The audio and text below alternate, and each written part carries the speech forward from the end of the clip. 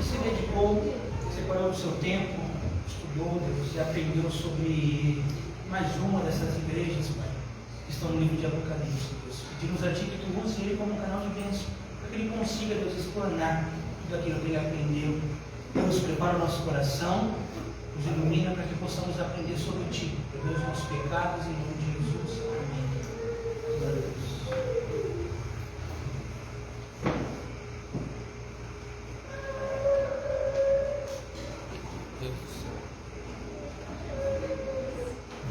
Boa noite mais uma vez aos irmãos. Graça e paz de nosso Senhor Salvador Jesus Cristo. Bom poder estarmos aqui mais uma noite, a noite que o Senhor preparou, para que pudéssemos estar compartilhando um pouco mais da palavra do Senhor. Obrigado.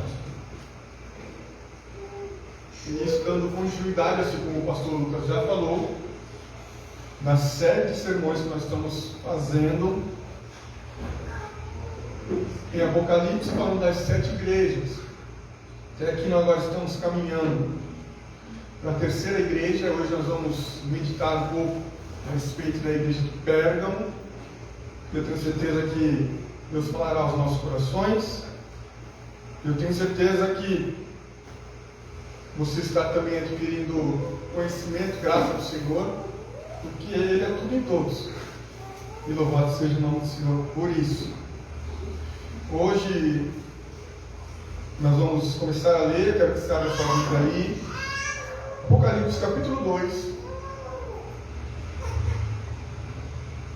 versículo 12 ao 17. Carta à igreja em Pérgamo.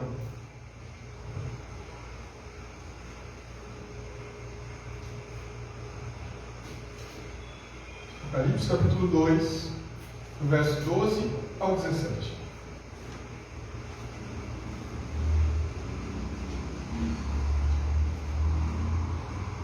Dizer também, de repente, você que está acompanhando as nossas séries, nós temos todas elas aí no nosso canal no YouTube. Você pode estar vendo as mensagens anteriores, inclusive todas as nossas mensagens, elas são gravadas, são transmitidas. E é uma forma de ser uma bênção, é onde estiver chegando essa palavra, que possa abençoar a sua vida, a sua família. E essa é a nossa oração. Amém? Todos acharam? Apocalipse capítulo 2, versículo 12 ao 17. Diz assim, Santas Escrituras: Ao anjo da igreja em Pérgamo escreve: Estas coisas diz aquele que tem a espada afiada de 2 gumes. Conheço o lugar em que habitas, onde está o trono de Satanás, e que conservas o meu nome, e não negaste a minha fé. Ainda nos dias de Antipas, minha testemunha, meu fiel, o qual foi morto entre vós, onde Satanás habita. Tenho todavia contra ti algumas coisas, pois tem aí os que sustentam a doutrina de Balaão, o qual ensinava a Balaque a armar ciladas diante dos filhos de Israel, para comerem coisas sacrificadas aos ídolos e praticarem a prostituição. Outros sim, também tu tens os que da mesma forma sustentam a doutrina dos nicolaítas. Portanto, arrepende-te, e se não, venho a ti sem demora, e contra eles pelejarei com a espada da minha boca. Quem tem ouvidos, ouça o que o Espírito diz às igrejas. Ao vencedor, dar-lhe-ei do maná escondido, bem como lhe darei uma pedrinha branca, e sobre esta pedrinha é escrito um nome novo, o qual ninguém conhece, exceto aquele que o recebe. Graças a Deus, oremos mais uma vez. Obrigado, Senhor, pela tua santa e magnífica palavra.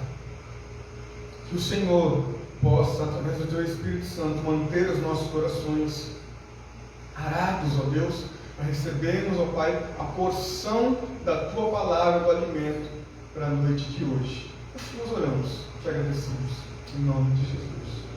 Amém. Graças a Deus. Deixa eu deixar meu tempo aqui para não tentar, não se estender muito, que é difícil. Vamos tentar. Queridos, eu coloquei como título Pérgamo, uma igreja amiga do mundo. Até aqui, como uma forma da gente fazer uma recapitulação, o que nós vimos na última ministração.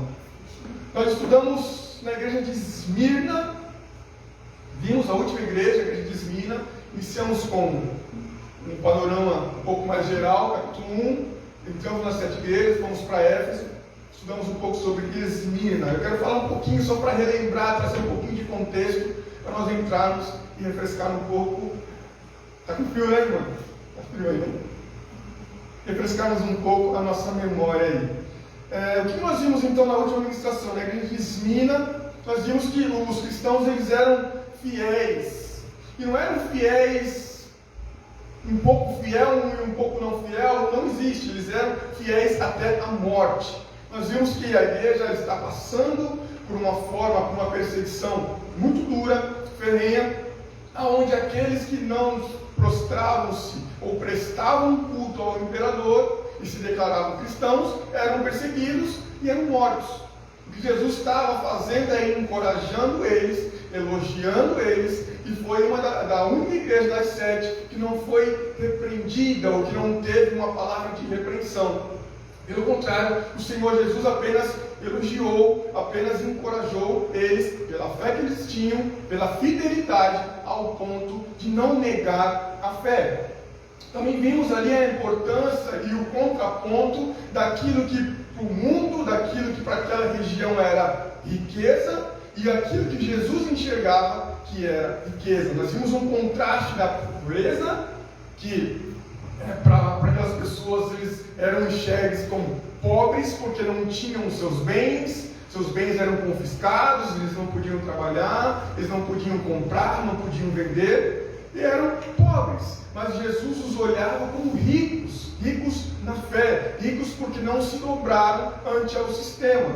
Também nós vimos na igreja de Esmirna que Deus conhece os nossos sofrimentos. Deus não nos abandona, Deus não abandona a sua igreja, Deus não abandona os seus filhos. Isso é maravilhoso, isso é bom, isso é reconfortante aos nossos corações, saber que o nosso Deus é o Deus Emanuel, Deus conosco, Deus presente.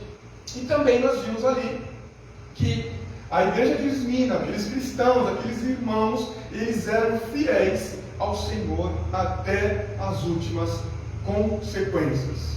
E nós, se você puxar um pouquinho na sua memória, você vai ver, vai lembrar que eles estavam lutando para viver, né? Eles eram fiéis e muitos iriam morrer. E o próprio Jesus falou: vocês vão ser lançados nas prisões, vocês iriam morrer, mas vocês permaneçam firmes. Então, tudo isso nós vimos lá na igreja de Esmirna. Eu tenho certeza que de alguma forma aqueceu os nossos corações, aumentou a nossa fé e nos fez entender e meditar um pouco sobre o que é ser fiel, sobre fidelidade ao Senhor. Louvado seja o nome do Senhor.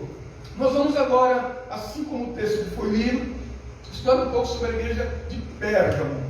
E como de costume, eu quero fazer apenas 2 perguntas, para que a gente no final dessa mensagem, se o Senhor assim nos agraciar, consigamos chegar a estas respostas. Essas perguntas não são para que você responda agora, mas para que você pense, guarde, medite. A primeira pergunta que eu coloquei como forma aqui de uma introdução é: como proclamar a verdade e não permanecer no erro?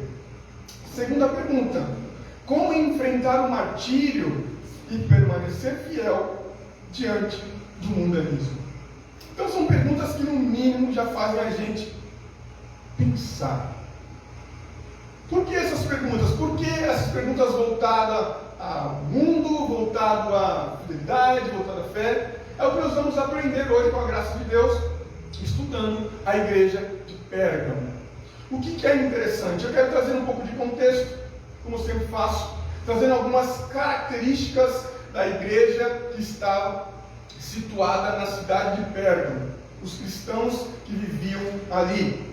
E algumas características importantes daquela cidade que vão nos fazer entender aquilo pelo qual Jesus estava escrevendo ou mandando essa carta ali por intermédio de João nós sabemos que estava presa na ilha de Patmos, para que aquela igreja ali pudesse ser advertida ou receber ali a palavra de Deus.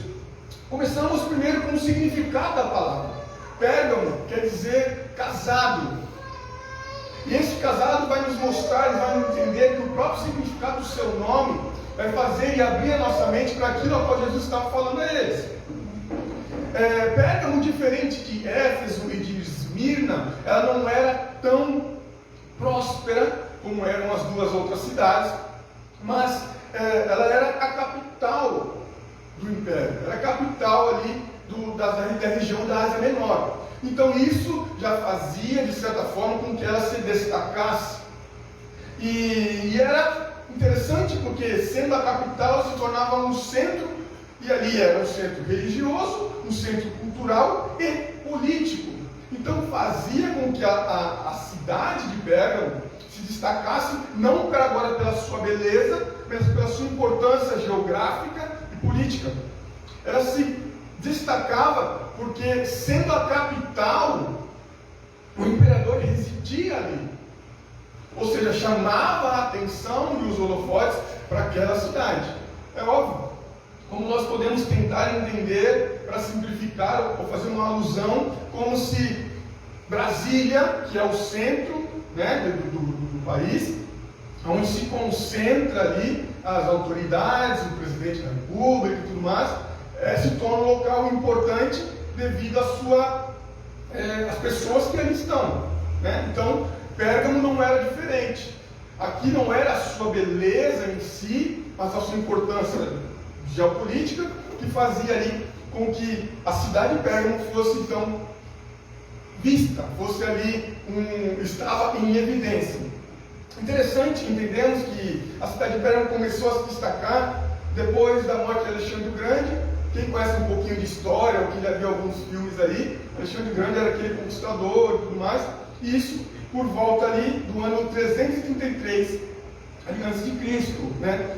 O interessante é que o último rei de Pérgamo passou o reino, ou seja, passou ali a cidade a Roma, como um testamento, ou seja, passando ali todos os direitos da cidade para que aquele rei agora pudesse assumir, e assumindo passou a ser então agora domínio romano.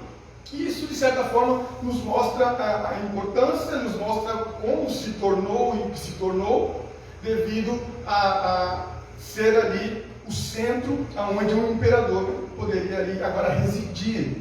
Ela passa então a ser essa capital da província, na região da Ásia, e isso fez com que ela se destacasse. Interessante também, algumas coisas relacionadas a Pérgamo, é que foi a primeira cidade da Ásia, que incentivou abertamente o culto ao imperador, tornando o principal lugar de adoração ao imperador. O que isso aqui tem a ver e se torna importante para entendermos também o texto? Que ali, abertamente, ela foi a primeira cidade a falar, olha, o imperador é Deus. Para que a gente entenda de uma maneira mais simplista. Então, ali agora, como Deus, é necessário, então, prestar culto ao imperador. E aqui então surge a grande dificuldade para os cristãos, porque o cristão em uma fé judaica cristã, ele tem um único Deus, e somente a esse Deus ele adora. Se os judeus quebrassem o mandamento, né, do primeiro, que adorará somente o teu Deus, isso era inadmissível. Mas olha o que acontece então, em Pérgamo isso era abertamente, só que esse culto ao imperador demandava algumas coisas e não casava com a fé cristã. Então daí vão começar a surgir as perseguições. Por isso nós estamos entendendo que todo o contexto da Ásia Menor é um contexto de perseguição. Por isso as cartas são escritas de uma forma meio codificada. Era necessário então somente aqueles que estariam lendo entendessem. Porque a igreja está num contexto de perseguição ferrenha, lutando para viver. Esse culto ao imperador, então, Pérgamo ali toma a dianteira e foi a primeira ali a fazer um culto abertamente. O interessante, meus irmãos, é que para o romano ele não se importava se você tivesse outros deuses, se você tivesse uma outra religião. O que não era aceito é que você não prestasse o culto ao imperador no mínimo uma vez ao ano, aonde se reuniam, aonde naquele dia específico era necessário que todos fossem até lá e se prostrassem como forma de adoração, reconhecendo César como Deus, reconhecendo ali como uma entidade, como uma divindade, aonde quem não fizesse isso iria colher consequências terríveis, como nós vimos na igreja de Esmirna, ao ponto de você não poder comercializar, ao ponto dos seus bens serem confiscados, ao ponto de você não ter nada. O interessante entendermos é que Pérgamo, ali no seu tamanho, na sua importância, em Pérgamo havia a segunda maior biblioteca do mundo da sua época. Ela perdia apenas para Alexandria, e ali havia mais ou menos 200 mil pergaminhos. O pergaminho, a palavra pergaminho, surge de Pérgamo. Isso tudo é interessante, por quê? Porque era uma cidade também que tinha e investia em cultura. Além de geograficamente estar bem posicionada, ela tinha ali também um investimento cultural muito grande, tendo ali uma biblioteca como uma das maiores do mundo da sua época, perdendo apenas para Alexandria, que era a maior ali do seu tempo. A adoração ao imperador passou a ser prova de lealdade a Roma, e a recusa era considerada traição. E qual era o pecado, qual era a punição da traição? Nós falamos um pouquinho quando nós ministramos as perguntas de Esmirna. Cadeia romana era para duas coisas: aguardar julgamento e ser morto. E se você fosse acusado de traição, a punição era a morte. Você pagaria com a sua morte. E todos aqueles que não adoravam ao imperador, eles eram acusados de traição contra Roma e eram mortos. Interessante sabermos é que Pérgamo também era um centro de culto a muitos deuses. E dentre esses muitos deuses tinham Dionísio, tinha ali Atena, tinha Asclépio. Esse é um deus romano interessante, que nós falamos um pouco, porque em Pérgamo existia uma universidade muito conhecida de medicina. E este deus Asclépio era o deus que fazia curas, o deus das curas.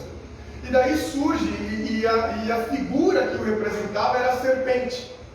É interessante a gente ver a influência que existe nos nossos dias de hoje, do Império Romano, do Império Grego, e alcançou a nossa história aqui ocidental.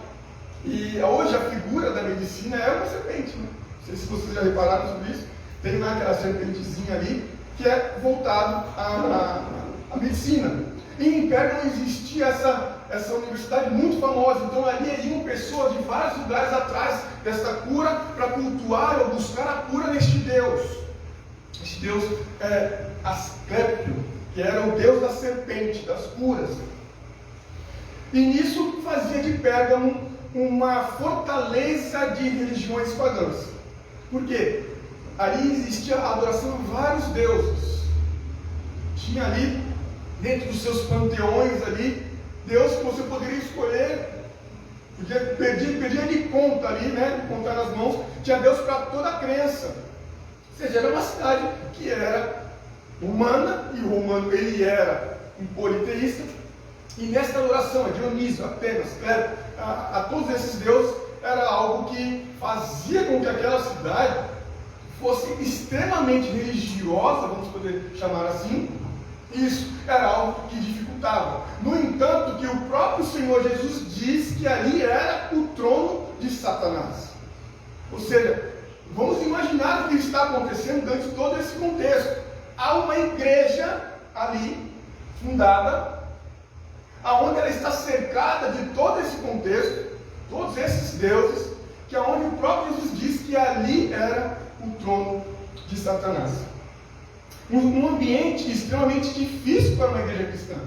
Beleza? Vamos imaginar a situação. E talvez não seria de se assustar que talvez pessoas abandonassem a fé devido à perseguição ou talvez alguns negassem o nome de Cristo, ou talvez, humanamente falando, talvez seria até compreensível, humanamente falando, compreensível devido à perseguição, devido ao contexto, devido a você estar cercado diante de uma religiosidade, diante de deuses pagãos, aonde você era o único que professava uma fé num único Deus. Olha a dificuldade de se ter um trabalho, uma igreja, e isso faz a gente repercutir e pensar qual é a dificuldade das igrejas perseguidas nos dias de hoje. Nós anunciamos, nós vemos, você que se intera um pouquinho em missões, você vai ver que existem locais dificílimos, onde o evangelho não consegue muitas vezes entrar. Coreia do Norte, Vietnã e assim vai. São locais onde o evangelho tem dificuldade.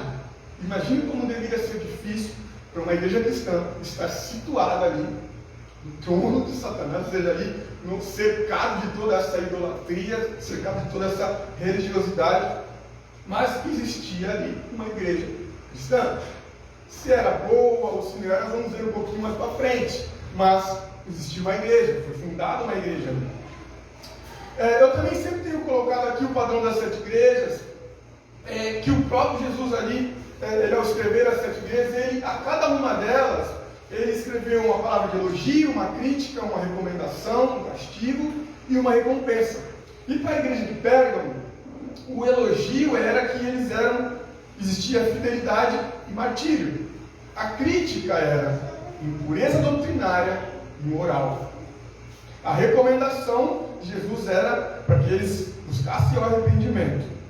E o castigo é que, se eles não se arrependessem, eles iriam enfrentar a espada que sai da boca de Cristo, ou seja, juízo de Deus. A recompensa era que eles iriam ter um maná escondido, ter um novo nome. Louvado seja Deus. Queridos, feito algumas considerações para que a gente entendesse um pouco mais a respeito de Pérgamo, uma cidade e um contexto.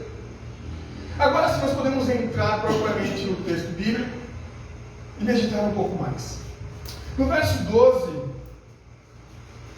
a Bíblia vai nos mostrar que ele então se dirige ao anjo da igreja. A gente já falou que esse anjo era o bispo, era o pastor, era alguém que era o responsável ali. E essas coisas diz aquele que tem a espada afiada de 2 gumes. Nós sabemos que a conotação, muitas vezes, bíblica relacionada à espada está ligada à palavra. Ou seja, Jesus se referiu e se apresentou para cada uma dessas igrejas de uma forma que as pessoas soubessem que era Ele. Ele vai dizer nas outras igrejas que Ele é o alfa, que Ele é o ômega, o primeiro, o último. Aqui em Pérgamo ele já fala, olha, eu sou esta espada de 2 gumes, ou seja, eu sou aquele que tem a palavra, que é a palavra. Eu sou a palavra, eu sou o verbo encarnado. E isso é interessante, porque a espada também, nós vamos entender que ele vai advertir aquela igreja em relação a juízo.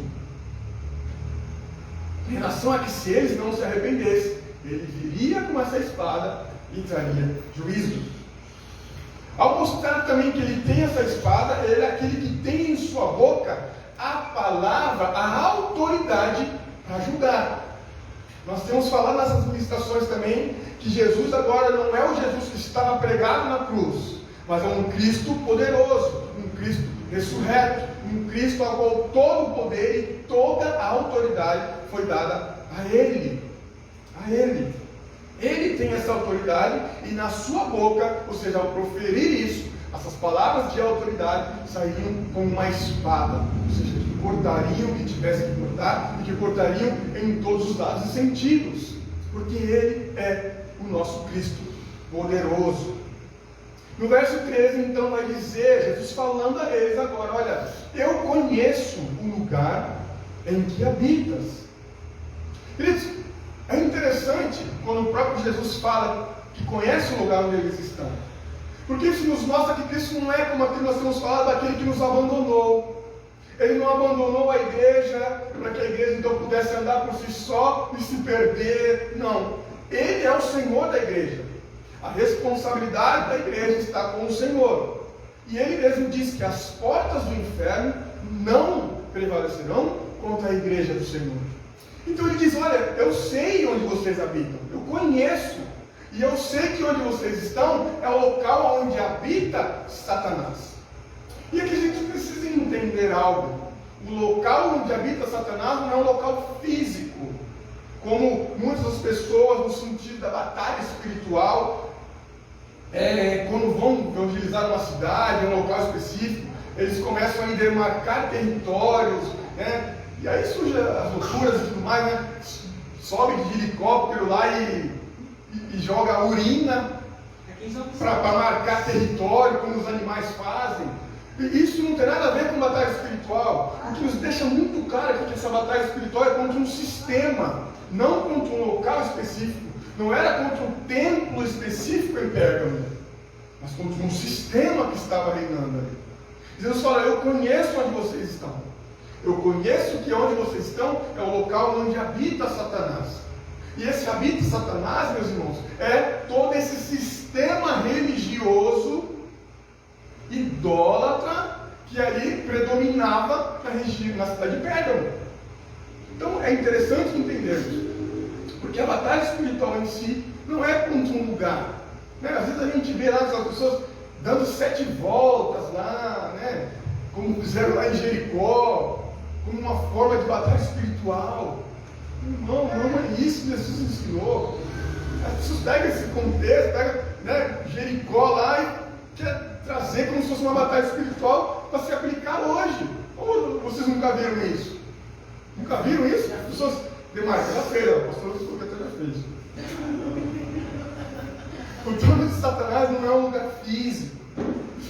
Mas é interessante que neste lugar onde Satanás habitava ali, era um perigo iminente para a igreja.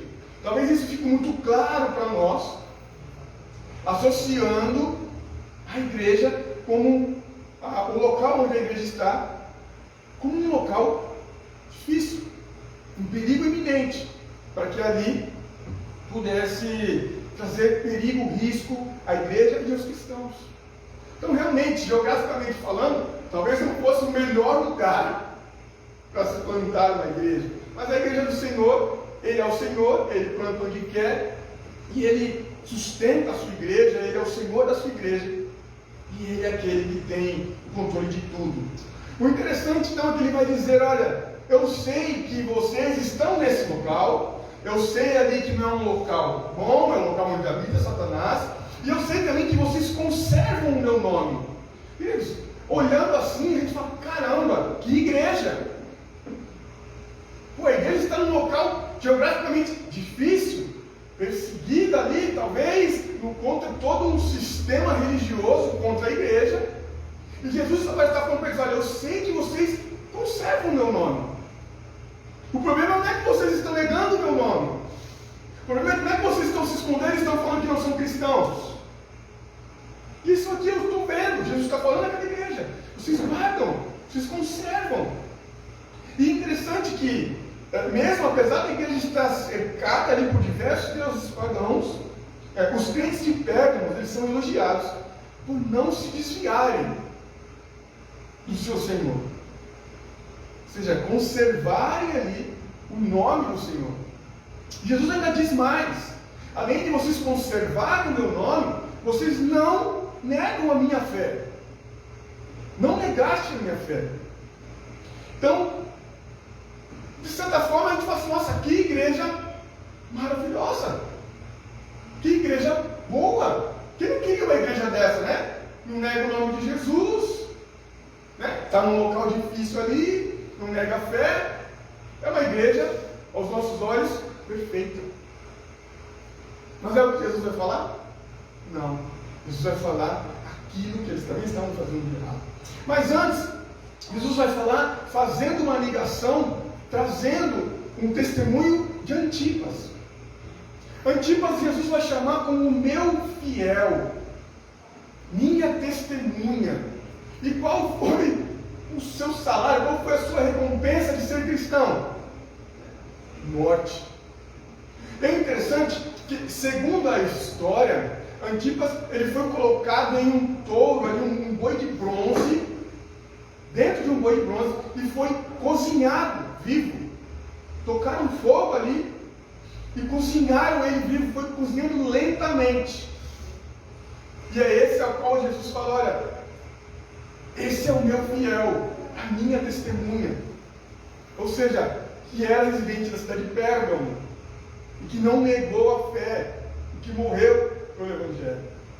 Jesus está falando: olha, vocês, como Antipas, vocês talvez não negaram a fé, vocês não abandonaram o meu nome. Mas, no verso 14, ele vai dizer: tenho, todavia, contra ti algumas coisas. Beleza? Ao ouvir de Jesus que nós temos, que ele tem algo contra nós, já é terrível, já deveria fazer nossas pernas tremerem. Imagina isso no plural: algumas coisas. Imagina você ouvindo o próprio Cristo: olha, vocês não negam meu nome, não negaram a fé, mas eu tenho, porém, contra ti algumas coisas. E até então parecia uma igreja perfeita, uma igreja que não nega o nome de Jesus, não nega a fé, é uma igreja que todos nós enxergamos como uma igreja cristã, talvez uma referência. Mas quando Jesus vai dizer a eles então que eu tenho contra ti algumas coisas, ele vai começar então a mostrar aonde aquela igreja está desagradando. E nós temos que entender que ele é o Senhor da igreja. Que ao escrever isso, ele está falando com propriedade. Entendemos nesse capítulo 1 que ele é aquele que tem os seus olhos como chamas de fogo. Ele vai dizer às igrejas: olha, eu conheço a tua obra, eu conheço o teu labor, eu sei onde vocês estão, eu conheço vocês. Jesus está falando com propriedade, meus irmãos, como o Senhor do tempo. E uma dessas coisas então é que aquela igreja, a igreja de Pérgamo, ela permitia que eles sustentassem a doutrina de Balaão.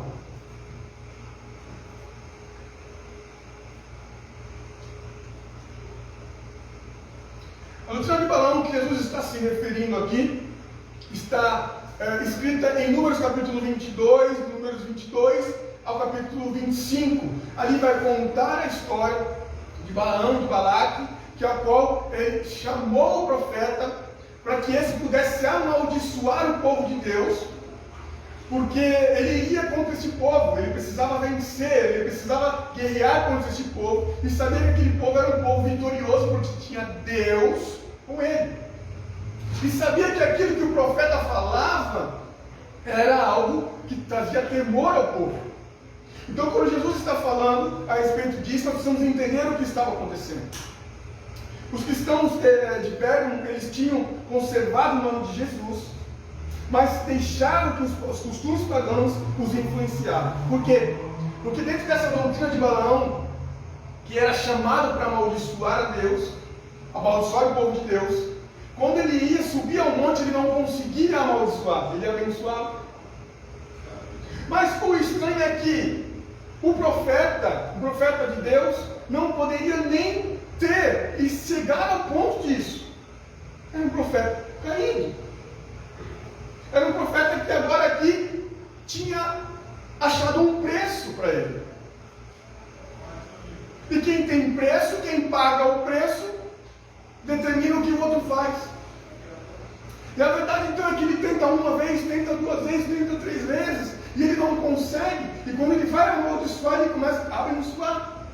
Este mesmo Balaão é aquele que, não sei se você conhece essa história, que ele está indo com uma mulinha ali no caminho, e aparece um anjo com a sua espada desembainhada, e a mula quer ir, a mula trava ali, ele começa a bater na mula, a mula empaca, não vai, porque ela está vendo o anjo na sua frente, e ele batendo, sem visão espiritual, o profeta caído, bate na mula, chega uma hora que Deus então concede a mula fala: por que você está me batendo?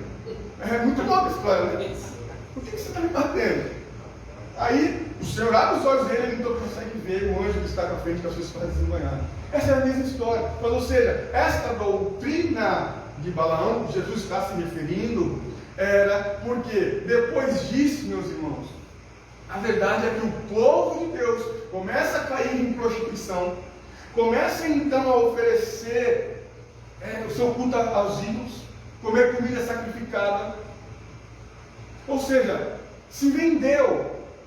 E o que Jesus está falando é que aquela igreja que não negava o nome, que não negava a fé, porém tinha e permitia que algumas pessoas proclamassem a doutrina ali de Balaão. Ou seja, era algo que dentro da igreja existia ali alguém, as pessoas que eram e consentiam com aquilo em relação à prostituição, em relação a oferecer culto aos ídolos, comer comidas sacrificadas, e isso o Senhor Jesus não aceitou. E diz: olha, eu tenho porém contra você isso. Que a primeira coisa era que era isso. Eles estavam ali começando a serem influenciados pelos costumes pagãos. E o que é isso? Se não uma igreja, como o título que eu coloquei, amiga do mundo. Nós poderíamos já começar a trazer algumas aplicações para nós. A igreja de pé, quando nos faz meditar e pensar e ao mesmo tempo tremer as nossas pernas, porque como pode alguém que não nega Jesus, não nega a fé, mas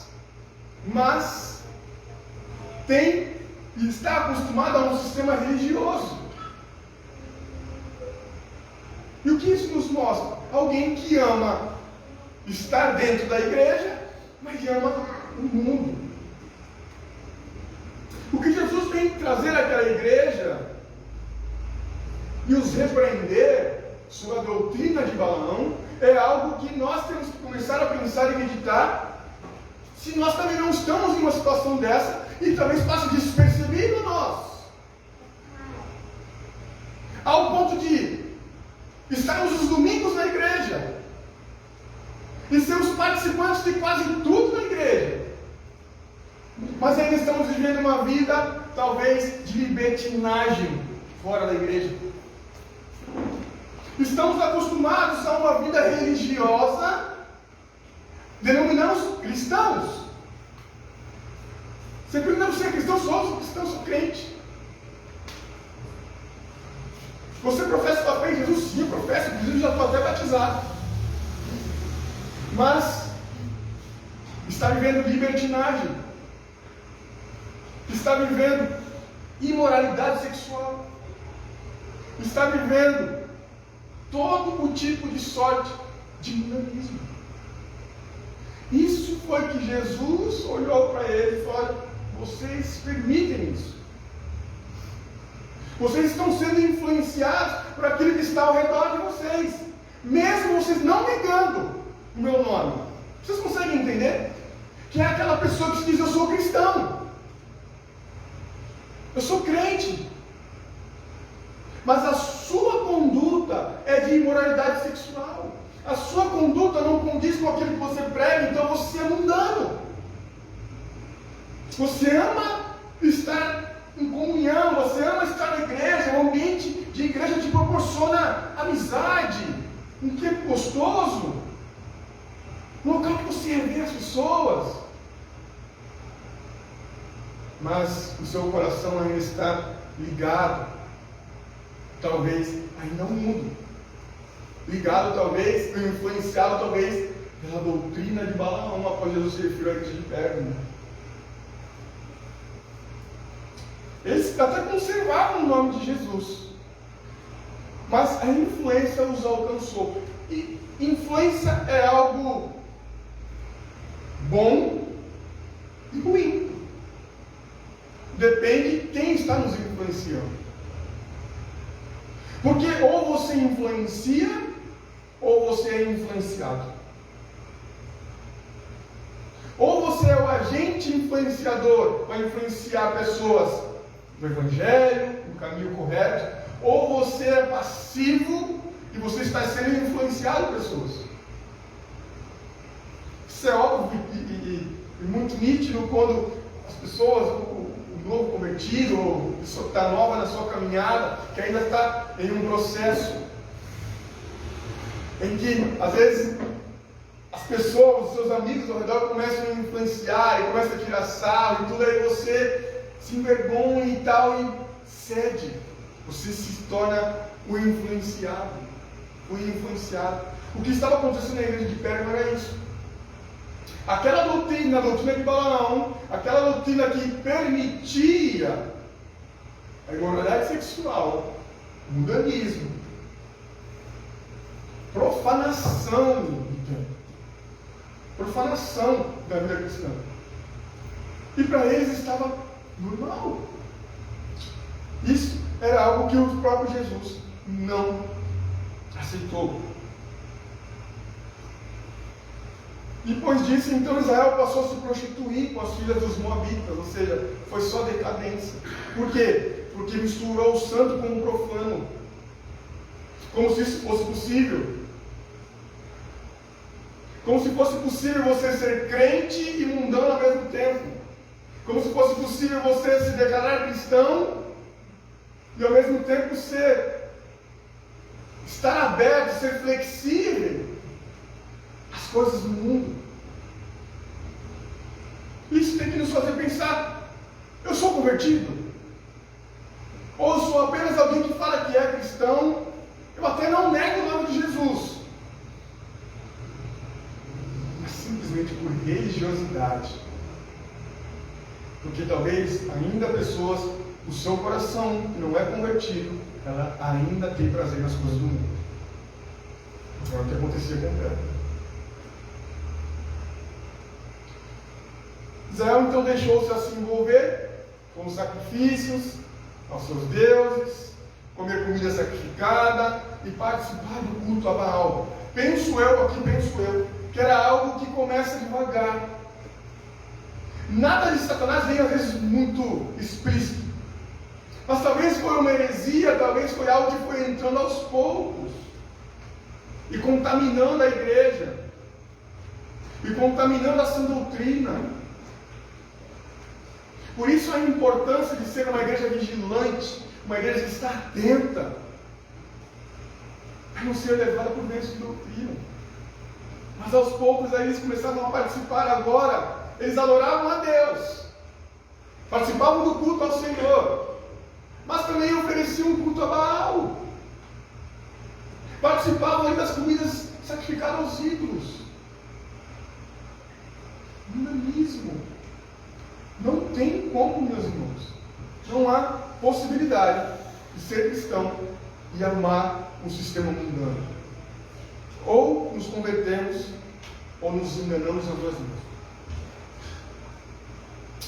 Os cristãos de Pérgamo, eles não negavam que eram crentes. E tudo isso era sinistro. Eu fico meditando nisso, nossa, é uma coisa muito doida. Você até fala que é cristão, óbvio, sei lá, porque está na moda. Chega alguns anos atrás, se declarar cristão era algo legal. Os artistas tiveram, né? Muitos artistas se declararam cristãos, cantores e tudo mais, mas não permanecem na fé. Porque vem um dia mau, vem a dificuldade, vem a provação, e só fica aqui realmente é. O que eles queriam, na verdade, era macular a igreja do Senhor, com liberalidade, imoralidade sexual e idolatria. Esta era a doutrina de Balaão. Há possibilidade, meus irmãos, de sermos crentes, estarmos na igreja e permitirmos isso? Sabe como isso poderia acontecer de uma forma muito sutil? Quando as igrejas deixam de falar do pecado. Falam de tudo, mas não posso falar do pecado, porque senão eu vou alcançar aquele irmãozinho ali que eu sei que ele está em fornicação. Então, na verdade, eu não posso. Então, o que eu faço? Eu cedo a doutrina de Balaão. Não, eu não posso falar que aquele ato é pecaminoso e errado, porque isso ofende pessoas.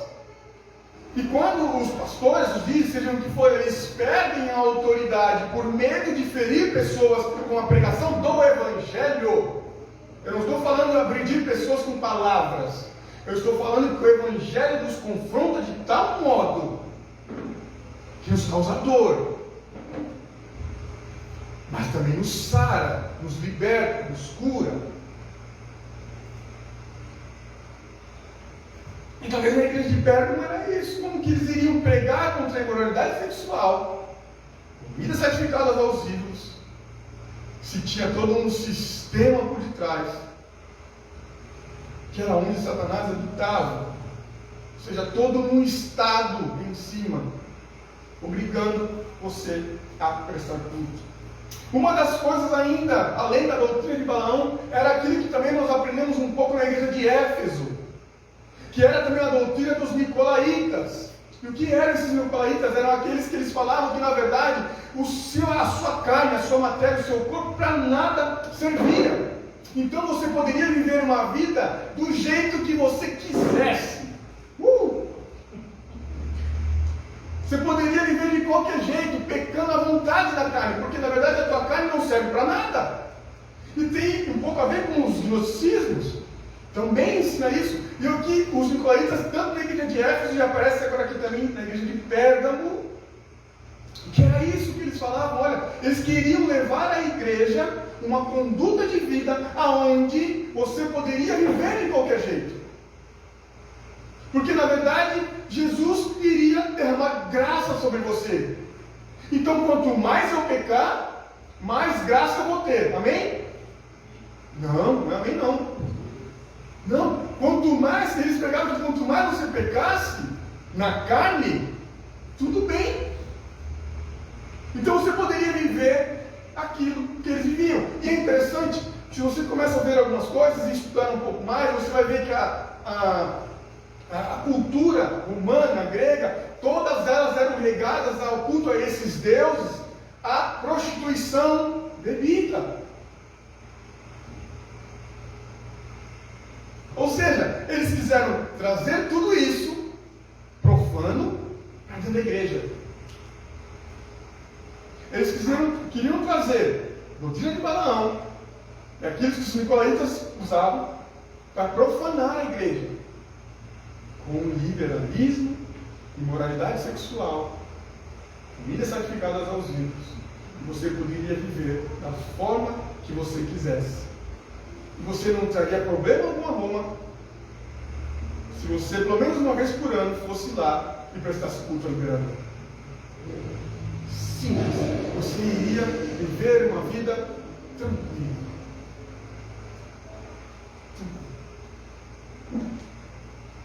Isso tem que fazer a gente pensar e meditar naquilo que nós estamos vivendo. É possível levantarmos a bandeira da santidade e profanarmos o templo. Nós somos a igreja. É possível viver uma vida de libertinagem e se denominar cristão? É possível viver uma vida de imoralidade sexual, fornicação e se denominar cristão? E talvez se chegássemos a esse ponto, anestesiados pelo pecado e pelo mundo, isso mostra que a conversão ainda não nos alcançou.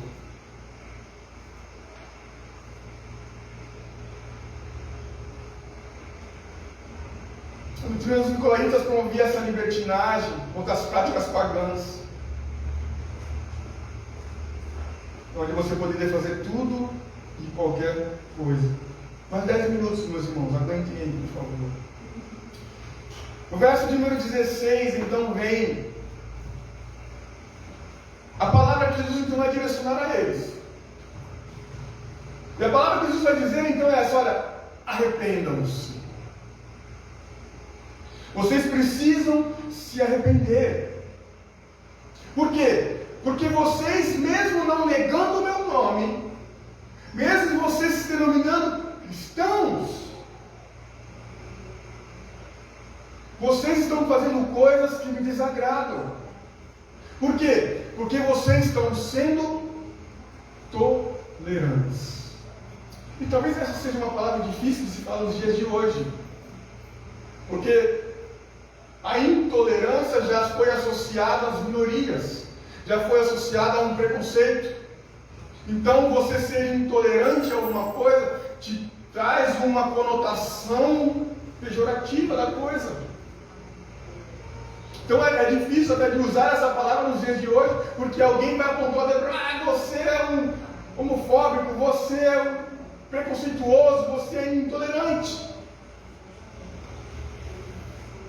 Mas o que Jesus nos estava cobrando e cobrando daquela igreja é que eles eram tolerantes com algo que eles não deveriam. Que eles deveriam combater. Que eles deveriam não aceitar. Lutar contra. Para que a igreja de Cristo, que somos nós, não fosse profanada pelo pecado. Portanto, arrependam-se. Vocês não podem tolerar esse tipo de coisa. Nós não podemos tolerar esse tipo de coisa. Nós não podemos ser aqueles que praticam esses tipos de coisa. Nós não podemos ser aqueles que são coniventes com o pecado, mesmo não negando o Evangelho. Isso para mim é a coisa mais louca. Eu vi algumas mensagens, eu estudei, vi alguns livros, as pessoas citaram alguns exemplos interessantes a respeito do casamento. Lembra que a palavra pega significa casado, casado com o mundo. Interessante pelo fato de que ele cita um exemplo que tinha um marido que ele não traía a sua esposa. Ele não praticava o adultério. E isso é correto, isso é bíblico, isso é bom. Mas por outro lado, ele sentava a mão na esposa dele, batia, agredia a sua esposa. Ou seja, ele se vangloriava porque ele não adulterava. Ou seja, legal, está cumprindo, está correto. Mas por outro lado, ele batia, ele ofendia, ele espancava, ele fazia coisas erradas. E o que isso nos ensina? Que não adianta eu cumprir uma coisa e negar outras.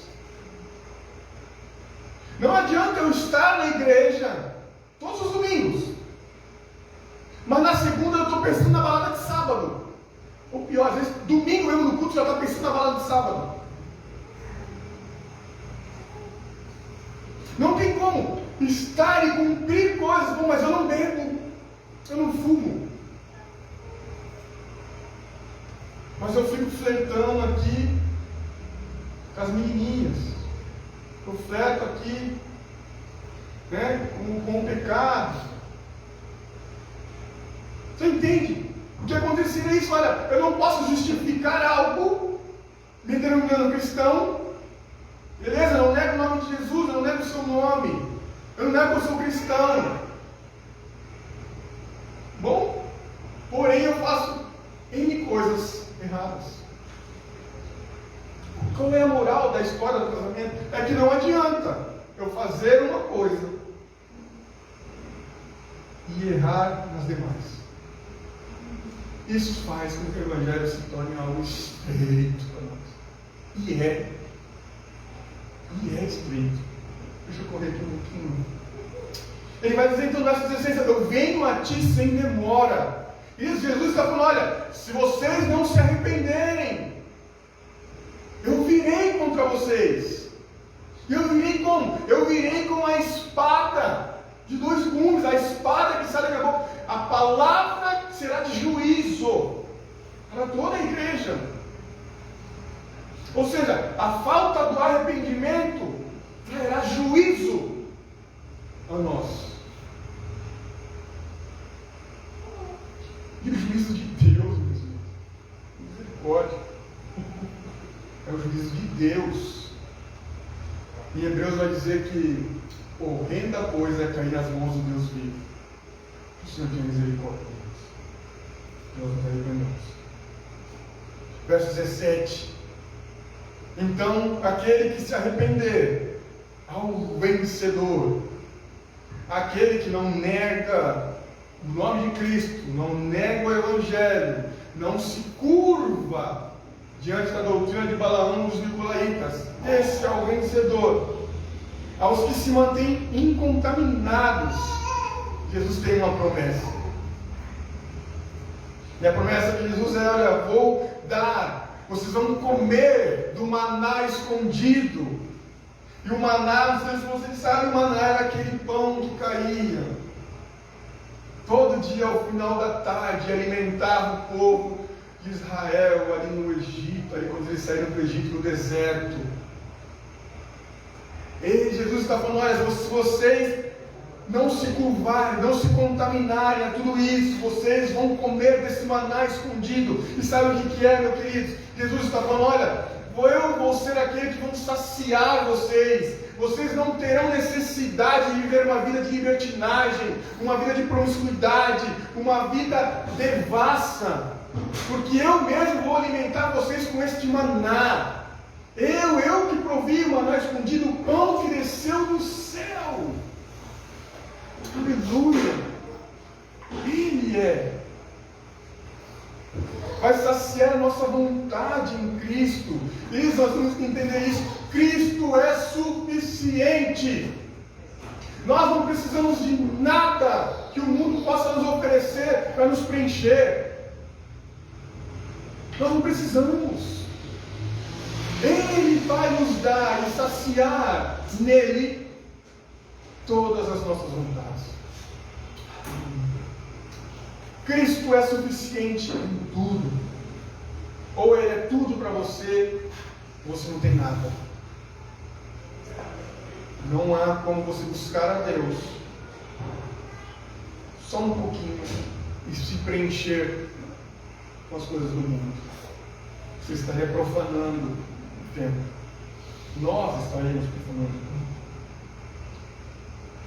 Ainda esse que se arrepender e não se dobrar, então vai dar uma pedrinha branca. E é interessante que, estudando sobre isso, dentro do sistema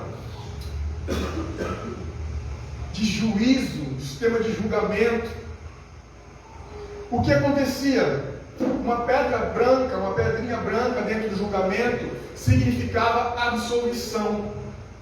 E a pedrinha preta, você era condenado. Olha o que Jesus está dizendo.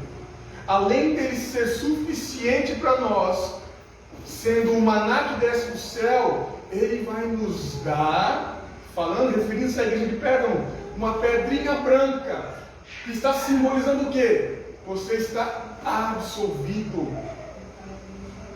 Não há condenação. Você não está sendo condenado. Você não está debaixo da condenação. Isso é o Evangelho. Isso é a graça de Deus. Essa pedrinha branca simboliza isso, essa absolvição. Não há mais condenação para aqueles que estão em Cristo Jesus. Cristo é a nossa absolvição da condenação do pecado. Aleluia. Louvado seja Deus. Nós não podemos negar a igreja. Ela de hoje não pode negar a Cristo. Perdão, a igreja de hoje não nega a Cristo, mas vive de forma carnal. Porque aquilo que nós estamos falando não é compatível. Nós não podemos ter sinergia com o mundo, nós não podemos andar de braços dados, Pérgamo, casado, não podemos. Não podemos ser tolerantes quanto ao pecado. Queridos, o pecado é para ser combatido, porque o pecado é nocivo. Pode até ser bom, mas o salário do pecado é a morte. Não podemos apenas se denominarmos cristãos e viver uma vida mundana. A hipocrisia, estamos enganando a nós mesmos. Perda de tempo. A sutileza de Satanás não pode enganar o povo de Deus. Interessante. A sutileza, as coisas sutis, mundanas, que às vezes, vem, profana o culto, profana ali. É a dança, é não sei o quê, coisas mirabolantes no culto, profanando, coisas sutis ali, que vão deturpando essa doutrina. Temos que estar atentos. Satanás não pode nos enganar com a doutrina de Balaão, nem os nicolaítas. Por final, precisamos nos livrar do mundo gospel. Precisamos nos livrar do mundo gospel. Porque o mundo gospel aí é o mundo da porta larga. É o evangelho light. Como o apóstolo Paulo diz, é o evangelho solapado, né? Facilitado. O evangelho não é. O evangelho é extremamente difícil. Por isso que nós nos mantemos, Senhor, por a graça de Deus. A gente se livre desse mundo gospel, onde o gospel dita moda, né? Onde a tendência da moda influencia a igreja, onde os artistas influenciam a igreja, políticos influenciam a igreja. Isso não pode existir. Nós não podemos. Nós temos que nos livrar desse mundo gospel, mundano. E entenda mundo aqui, queridos, não é associando as demais coisas. Nós vivemos no mundo. Estou falando do sistema. Estou falando do sistema. E que o Senhor nos agracie, nos dê misericórdia, para que a gente não seja encontrado como os irmãos que eram na igreja de Pérgamo, que até não negavam Jesus, não negavam que eram cristãos, mas cumpriam algumas coisas, mas as outras não. Que a gente se livre desse mundo, dessa vida carnal e mundana. Queridos, quem que vai te dizer para você o que você tem que largar ou não? O Espírito Santo.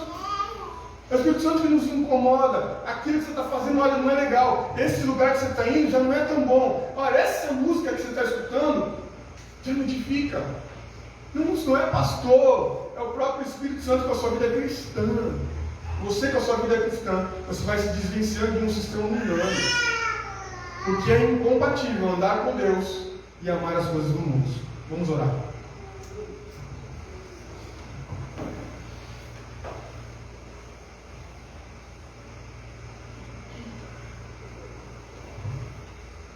Pai de amor, nós louvamos o Senhor pela sua santa palavra.